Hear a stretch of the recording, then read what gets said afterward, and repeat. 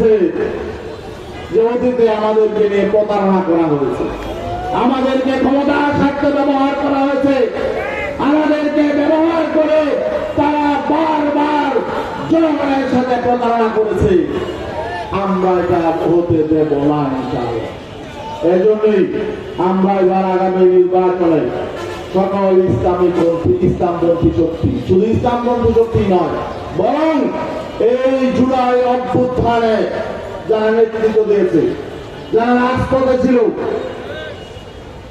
যারা এই ফেসিবাদকে হটানোর জন্য কার্যকর ভূমিকা পালন করেছে, সকল দেশপ্রেমিক শক্তি আমরা ঐক্যবদ্ধ হব ইনশাআল্লাহ। কারণ আমরা দেশকে ভালোবাসি, শুধু দেশকে ভালোবাসি এটাই নয়, বরং দেশের জন্য আমরাই হইলাম সবচেয়ে নিরাপদ শক্তি। আজকে আমরা দুঃখজনক বাস্তবতা হলো যে আমরা 5 আগস্টের পরে যেমন রাজনীতি চেয়েছিলাম, যেমন রাজনৈতিক সংস্কৃতি চেয়েছিলাম, আমরা দেখছি যে সেটা কিছুই আমাদের বাস্তবায়ন হয় না। এখানে আমরা ঐক্যবদ্ধভাবে জাতিকে গড়ে তুলতে চেয়েছিলাম, আমরা ঐক্যবদ্ধভাবে দেশটাকে নির্মাণ করতে চেয়েছিলাম, কিন্তু দেখলাম 5 আগস্টের পরে জাতি আবার দুই ভাগে বিভক্ত হয়ে গেছে। একটি রাজনৈতিক শক্তি তারা পুরাতন বন্দোবস্ত চায়, তারা 72-এর সংবিধানের আলোকে সবকিছু চায়, তারা অতীতের নির্বাচনের মতো অতীত নির্বাচন ব্যবস্থা চায়, তারা কোনো সংস্কার চায় না, এবং তারা রাজনীতিতে কোনো গুণগত পরিবর্তন চায় না। হ্যাঁ, একটা বিষয় আমরা সেই দলকে আমরা ধন্যবাদ জানাই যে দুর্নীতির দায়ে, চাঁদাবাজির দায়ে, সন্ত্রাসী কর্মকাণ্ডে জড়িত হওয়ার দায়ে তাদের দলের 10,000-এর বেশি নেতা কর্মীকে তারা বহিষ্কার করেছে। এই জন্য তাদেরকে ধন্যবাদ জানাই যে তারা স্বীকার করে নিয়েছে যে তাদের টপ টু বটম সকল জায়গায় চাঁদাবাজ আছে, সন্ত্রাসী আছে। এটা তারা 10,000-এর বেশি নেতা কর্মীকে বহিষ্কার করে এটা তারা নিজেরা স্বীকার করে নিয়েছে। এই জন্য তাদের ধন্যবাদ। কিন্তু বহিষ্কার কয়লা দুলে কি ময়লা যায়? এই বহিষ্কারের পরেও কি তারা সংশোধন হয়েছে? হয় নাই। আসলে আমরা যেটা দেখতে পাচ্ছি যে তাদের দলের উপরে তাদের কোনো নিয়ন্ত্রণ নাই। যেই দল নিজের নেতা কর্মীদের নিয়ন্ত্রণ করতে পারে না, এই দল দেশটাকে কিভাবে নিয়ন্ত্রণ করবে? আমরা শঙ্কিত। আমরা ভেবেছিলাম তাদের পরিবর্তন হয়েছে, তাদের স্বভাব চরিত্রের পরিবর্তন হয়েছে, তাদের রাজনৈতিক কালচারের পরিবর্তন হয়েছে, কিন্তু দুঃখজনক বাস্তবতা হলো আমরা দেখতে পেলাম অতীত থেকে তারা কোনো শিক্ষা নেয়, তাদের মধ্যে কোনো পরিবর্তন হয় নাই। আওয়ামী ফ্যাসিবাদী শক্তি শেখ হাসিনা বাংলাদেশের ইসলামপন্থী শক্তিকে যেভাবে আঘাত করত, তারা ঠিক সেই ভাষাই আঘাত করছে। তারা আমাদেরকে বলে মৌলবাদ, রাজাকার, আমাদেরকে নাকি পাকিস্তান, আফগানিস্তান পাঠিয়ে দিই। এই কথা তো শেখ হাসিনা বলতো, ঠিক না? বাংলাদেশের কোন ইসলামপন্থী কি যত নির্যাতনী হয়েছে অতীতে, কেউ কি আফগানিস্তান, পাকিস্তান পালিয়েছে? বরং যাদেরকে আমরা ভারতের দালাল বলতাম, তারা ভারতে পালিয়ে গিয়ে প্রমাণ করেছে তারা আসলে সত্যিকারের ছিল। এখন যারা আমাদেরকে আফগানিস্তান, পাকিস্তান পাঠিয়ে দিয়ে চায়, আমরা যাব না, আমরা দেশকে ভালোবাসি, আমরা কেন যাবো? কিন্তু তাদেরও বিভিন্ন দেশে বাড়িঘর আছে। আওয়ামী লীগ যেমন ধাওয়াকে, এদেশের ছাত্র জনতার ধাওয়াকে ভারতে পালিয়েছে, আমরা চাই না অন্য কারো এমন পরিণতি হোক। আমরা চাই সবাই অতীত থেকে শিক্ষা নিক, আমরা ঐক্যবদ্ধ দেশটাকে গড়ে তুলি, কিন্তু তারা শিক্ষা নিতে চায়। এটা এই জন্য আমাদের দুঃখ হয়। দুই ভাগে বিভক্ত হয়ে গেছি আমরা, আমরা এটা চাই নাই। এক পক্ষ অতীত আঁকড়িয়ে ধরতে চায়, ৭২-এর সংবিধান ধরে রাখতে চায়, অতীত নির্বাচন ব্যবস্থা ধরে রাখতে চায়, সংস্কার চায় না, দেশকে নতুন ভাবে এগিয়ে যাবে চায় না। তারা বা একটা পক্ষ।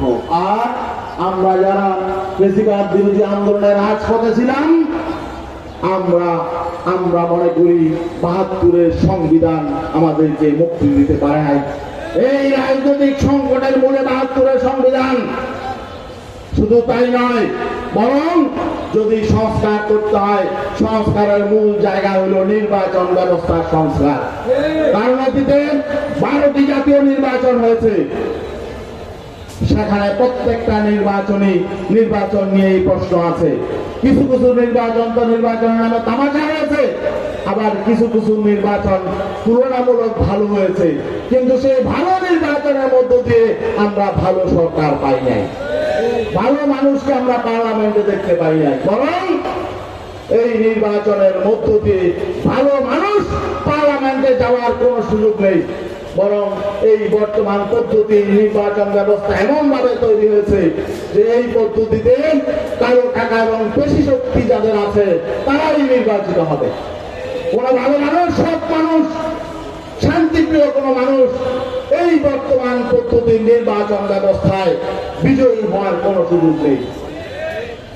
এই জন্যই আমরা বলেছিলাম এখানে ভালো মানুষের রাজনীতি যাতে চলতে পারে, ভালো মানুষ যাতে ক্ষমতায় যেতে পারে, জনগণের সত্যিকার প্রতিনিধিরা যাতে রাষ্ট্র পরিচালনা করতে পারে এবং শতভাগ ভোটারের ভোট যাতে মূল্যায়িত হয়, এজন্যই আমরা বলেছি, আমাদের নেতা পিসার চরমাই বলেছেন, পৃথিবীতে যে নির্বাচন পদ্ধতি এখন সবচেয়ে জনপ্রিয় পদ্ধতি, সবচেয়ে কার্যকর, সবচেয়ে গণতান্ত্রিক, সেই পিয়ার পদ্ধতির নির্বাচন আমরা চেয়েছিলাম।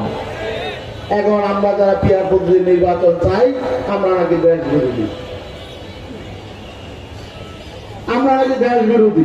দেশ বিরোধী কারা এটা কিন্তু মানুষ চিনে গেছে।